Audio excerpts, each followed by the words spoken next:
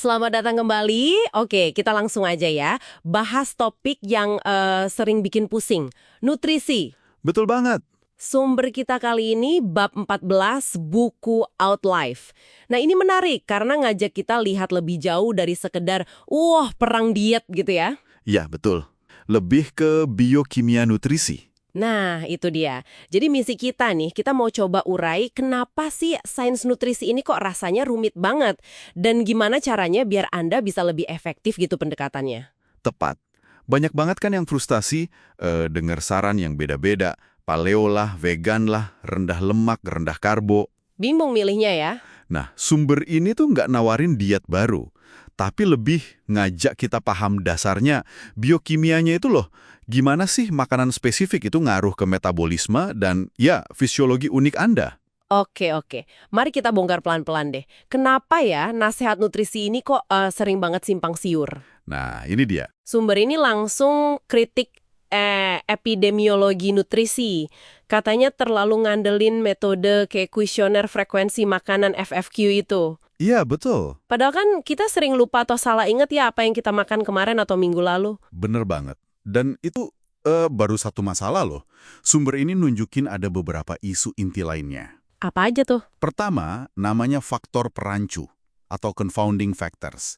Jadi, susah banget misahin efek murni diet sama gaya hidup lain. Contohnya gimana tuh? Contohnya gini, ada bias pengguna sehat. Misalnya orang yang minum soda diet, mungkin emang udah niat mau hidup sehat, mau nurunin berat badan gitu kan? Oh, oke. Jadi bukan karena soda dietnya semata. Bukan.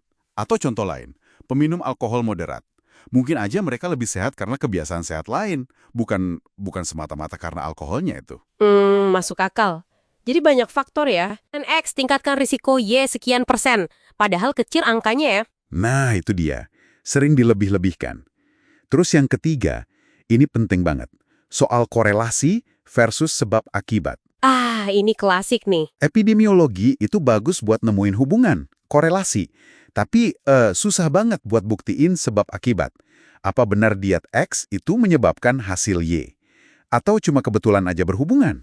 Kriteria Bradford Hill itu jadi susah dipenuhi ya berarti. Betul, susah banget buat dipenuhi di studi observasional nutrisi kayak gini. Terus bahkan kalau uji klinis yang katanya standar emas, itu juga ada masalahnya. Iya, ada juga. Terutama soal kepatuhan. Coba bayangin studi jangka panjang, susah banget mastiin pesertanya benar-benar patuh 100% sama diet yang disuruh. Iya juga ya. Manusiawi sih. Nah, ada contoh menarik di sumber ini soal studi Women's Health Initiative, WHI.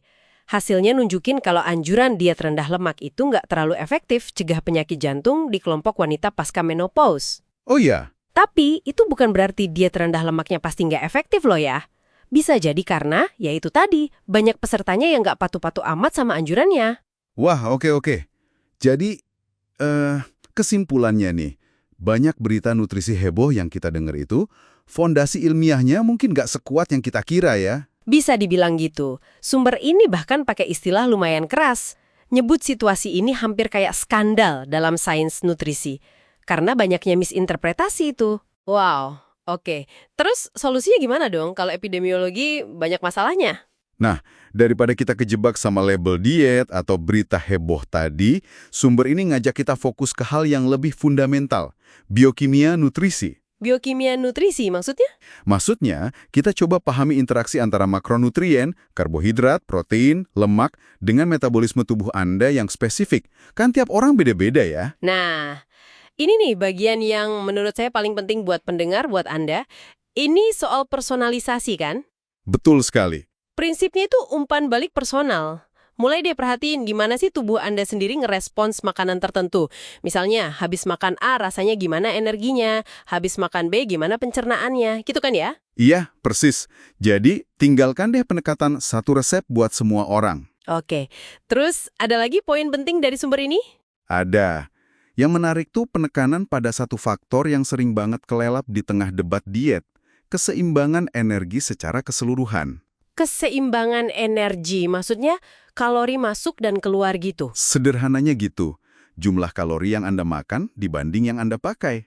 Nemuin zona Goldilocks kalori buat Anda nggak kebanyakan, nggak kedikitan, itu seringkali jadi kunci utamanya. Jadi, metode-metode kayak diet rendah karbo atau puasa intermittent itu sebenarnya lebih kayak alat aja ya, alat buat bantu orang capai keseimbangan kalori itu, bukan tujuan akhir. Tepat. Itu bisa jadi strategi yang cocok buat sebagian orang, tapi bukan satu-satunya cara dan bukan tujuan itu sendiri. Tujuan utamanya ya keseimbangan energi yang pas buat fisiologi Anda. Sip. Dan ada satu lagi nih yang suka kelewat nih kalau cuma ngitung kalori. Apa tuh? Nah, ini dia, peran penting protein. Oh iya, protein. Sumber ini dan dibahas lebih lanjut di bab setelahnya sih.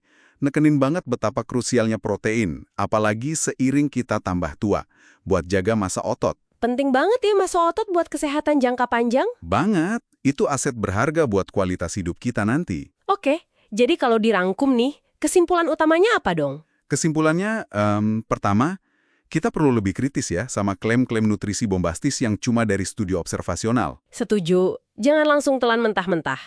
Kedua, mending fokus ke gambaran besarnya. Jaga keseimbangan kalori total dan pastiin asupan protein Anda cukup. Dan yang paling penting, ini pesan utamanya kayaknya ya, geser fokusnya ke dalam diri. Nah, itu dia. Tanya ke diri sendiri, gimana sih makanan ini benar-benar ngaruh ke tubuh saya, ke metabolisme saya, kesehatan saya? Itu inti dari pendekatan biokimia nutrisi ya, memahami respons unik tubuh kita. Betul.